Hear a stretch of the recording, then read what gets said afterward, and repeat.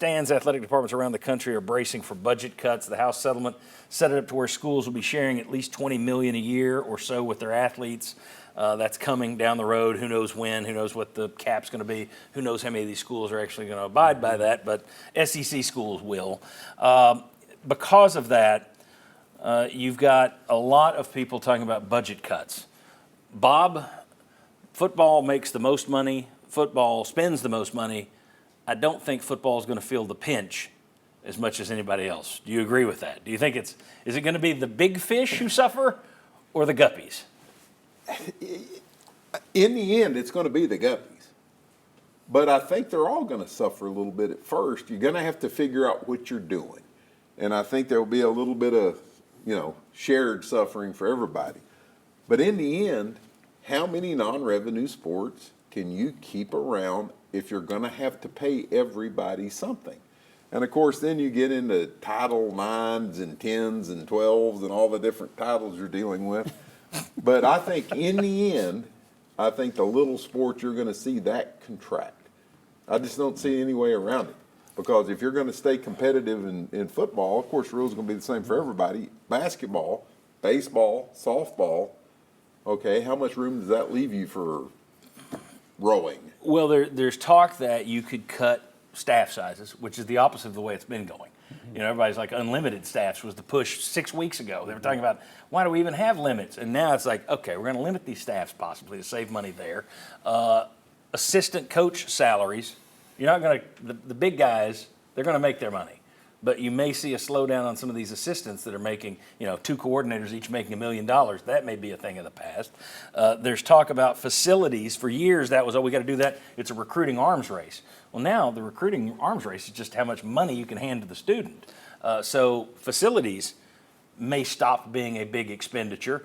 All these things, though, I still think it's going to be more about the smaller sports first rather than the big moneymaker. Well, I do too, but there was a coach who I can't name because it was said in confidence.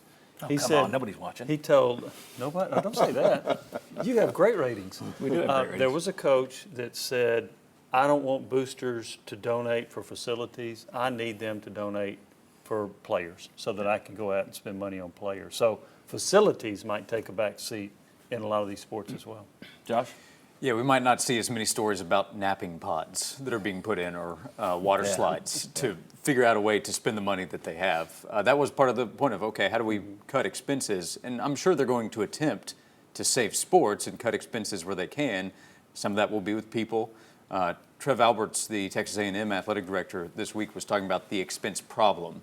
And it's not been as big of a problem previously because they were saving on the new expense that's coming in. So I think they will have to audit within and say, okay, where have we been wasting money? Where can we get rid of that? And then figure out where they are from there. All right, let's talk to the financial advisor over here. Financial advisor who used to be an assistant coach in a non-football sport. When you look at this, I'm guessing you're more glad than ever that you're now out of it in terms of being an assistant. I mean, it's tough, and I think it's going to get tougher. What's your take on all this? Well, it's just what Bob said. There's going to be the ones that decide to embrace it as a business and the ones that decide to try to appease everybody. The ones that embrace it as a business, it's going to be your lower sports. It's going to be your non-revenue generating aspects of your business that you're going to cut first. Yeah. And the big sports are going to continue to win. Football's going to be completely fine.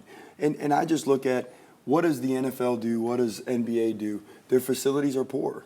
They pay all these guys all this money, and then they have to go have the facilities in their house. They hire the nutritionists themselves. Yeah. They've got the stadiums are nice, but the workout rooms don't compare to the colleges. And those guys have their workout guys, their nutritionists, and so the players have to do them themselves. The professional, it's just going to become professional sports. And the unfortunate part there is, my mom's a volleyball coach, my sister's a volleyball coach, I grew up around a lot of these other sports, but the reality is they're a revenue loss for the university, and the ones that decide to treat it like a business are the ones that are going to flourish, their top programs, and it's going to be some shrapnel, but it's just the reality. And I'll just say this, in terms of running it like a business, Tennessee's president, businessman, isn't he? He is. He's a very successful businessman. And Danny White seems to be pretty clued into the art of business and making money.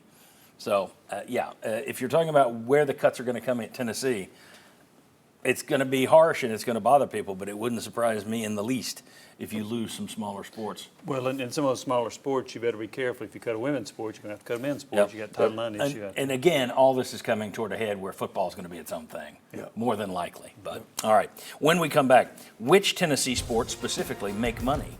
There are only 2. We'll show you the numbers, but also, how would you feel about advertiser patches on that pretty orange Tennessee home jersey? Because probably coming. We'll discuss all that. Come on back.